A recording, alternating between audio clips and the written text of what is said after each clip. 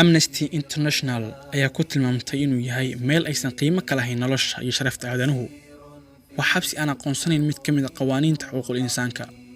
Waa xabsiga geerida Guantanamo Bay.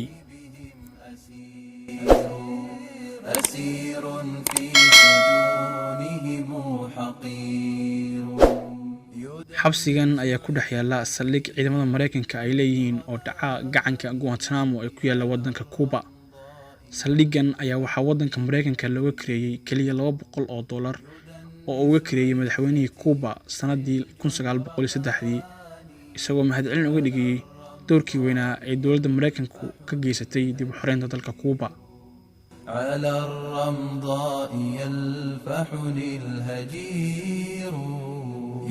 balse intaa wixii ka dambeysay wuxuu isku bedelay meel lagu ciqaabo dadka aan lahayn cid u hadasha.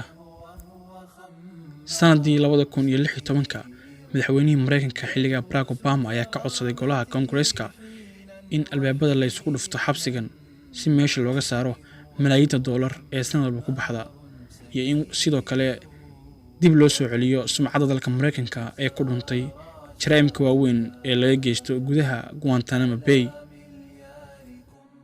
balse doorashadii dhacday dhamaadkii sanadkii 2016 ee lagu doortay madaxweynaha xilligan ee Donald Trump ayaa hawada raacisay rajadii ahayd in la xiro xabsigan. Donald Trump ayaa intuu ku jiray ololaha doorashada ballan qaaday inuu sii furnaan doono xabsigan. sanadii 2002 waxaa xabsigan ku jiray ku dhawaad 780 dhibane oo badankooda lagu haystay arrimo la xiriira waxa ay reer galbeedku ugu yeeraan argagixiso. balse maanta waxaa lagu qiyaasaa inay ku jiraan 40 dhibane oo ka soo jeeda dalal kala duwan oo ay u badan yihiin Carab. dadka sida dhow ula socda arrimaha Guantanamo Bay ayaa ku tilmaama meel lagu baacsado sharafta aadanaha. hay'ado kala duwan ayaa dalbaday in xal loo helo musiibadan aan indhaha laga qaasan karin, balse cidna dhag jala qumaysan siin. لما طابت لسكنانا الحمير ولو أن القطيع لنا